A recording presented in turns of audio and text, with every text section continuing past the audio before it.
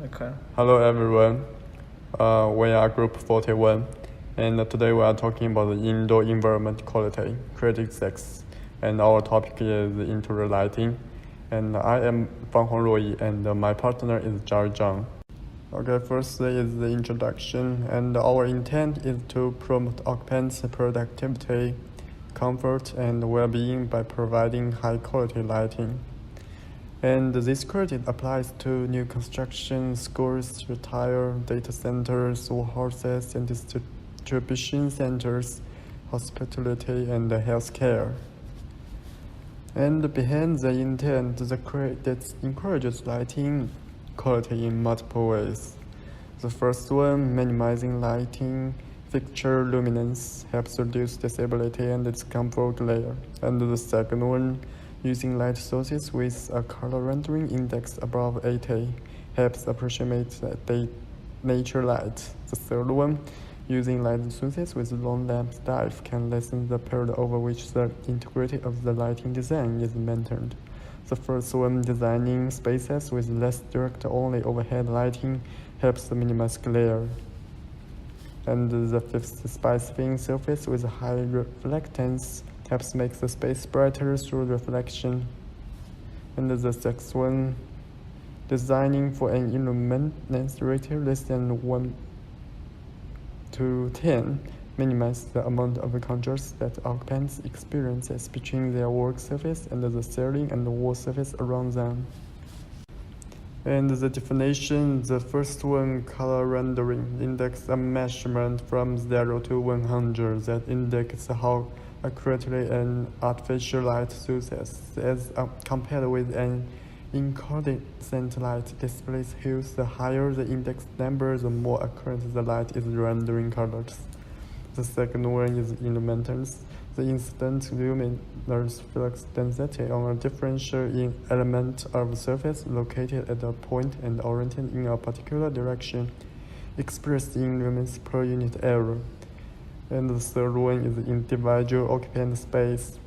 An area where an occupant performs distinct tasks in individual occupant space may be within multi-occupant spaces and should be treated separated where possible.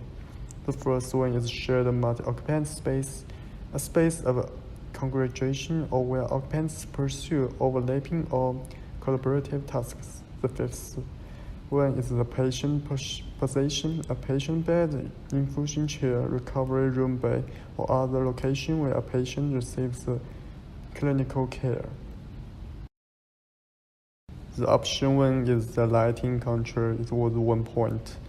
Identify all individual occupants and shared multi-occupant spaces in the project. It means design lighting controls for individual and multi-occupant spaces to meet the credit requirements. Task lighting may be used to meet the credit requirements for individual occupant spaces. Task lights are not required to be hand-wired. All lighting controls must provide at least 3 lighting levels or senses. For multi-occupant spaces that can be subdivided by movable walls or partitions, provide the required lighting controls for each subdivisions of the space. And the hospitality only. Guest rooms are assumed to provide adequate lighting controls and are therefore not included in the credit calculations.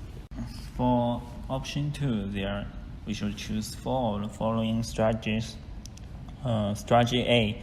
For all regular occupied spaces, use light fixtures with a luminance of less than 2,500 candela per square meter between 45 and 90 degrees from nadir. For strategy B, for the entire project, use light sources with a CRI of 18 or higher. And for strategy C, for at least 75% of the total connected lighting load, use light sources that have a rated life of at least 24,000 hours. And for strategy D, use direct only overhead lighting for 25% or less of the total connected lighting load for all regular occupied spaces.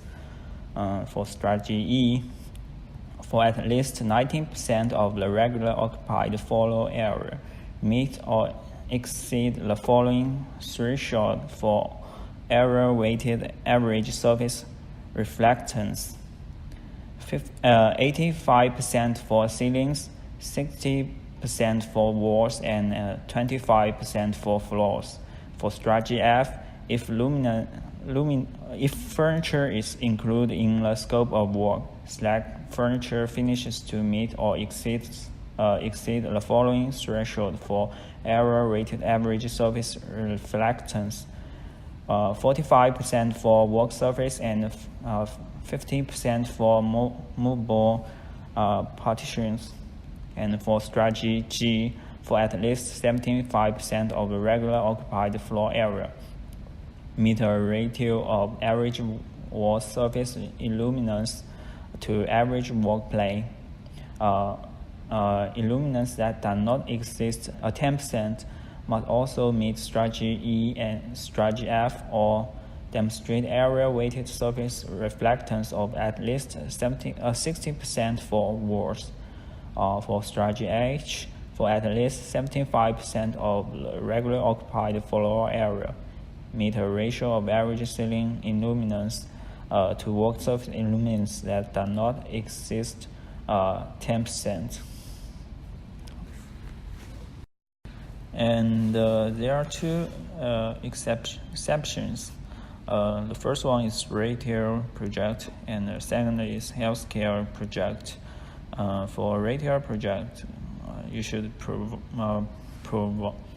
that at least 19% of the individual occupant spaces in office and administration areas provide individual lighting controls. In sales areas, provide controls that can reduce light levels to a mid-level. And for healthcare project, provide individual lighting controls for at least 19% of individual occupant space in staff areas. And for at least 19% of patients' positions, provide lighting controls that are readily accessible from the patient's bed. For all shared multi-occupant spaces, provide multi-zone control systems that enable occupants to adjust the lighting to meet group needs and preference, with at least 3 lighting levels or scenes. And here is the steps. Step 1, establish lighting needs. Work with the owners to understand the occupants' lighting needs and desires. Step 2, select options. Determine which options are appropriate for this project. All projects except healthcare and retail may earn one or both points. Both options. Option 1 requires lighting controls for 19% of the individual occupant space and 100% of shared multi-occupant space. And option 2 offers 8 strategies, of which 4 must be applied to meet the requirements. Step 3, comply with option requirements. For options are selected, follow the appropriate set of steps to confirm compliance. And we can see all the strategies are summarized in the table 1. And here is the example of when using strategy A and D. The date for all luminous spaces in the project building's regularly occupied space are summarized in table 2.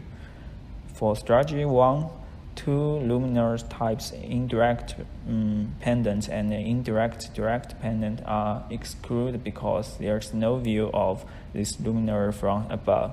There's one luminaire type that does not meet the requirement, the surface-mounted luminaires. For this reason, the projects do not achieve strategy A. For strategy D, there are 2 direct-only overhead lights, recessed and surface-mounted.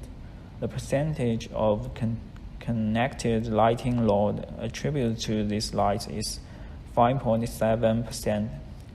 which is well below the 25% threshold. For this reason, the project achieved strategy D. And here is the required document. And there are some further information. The first one is changes from lead in 2009, and there are 2 points. Point 1, an additional point and option for lighting quality have been added. And point 2, the requirements for lighting control have been revised to require at least 3 lighting levels, on, off, and mid-level. And there are some other related credit tips. The first one is EQ credit, thermal comfort. And the second one is the EA request fundamental commission and verification, and EA credit enhanced commission. Thank you.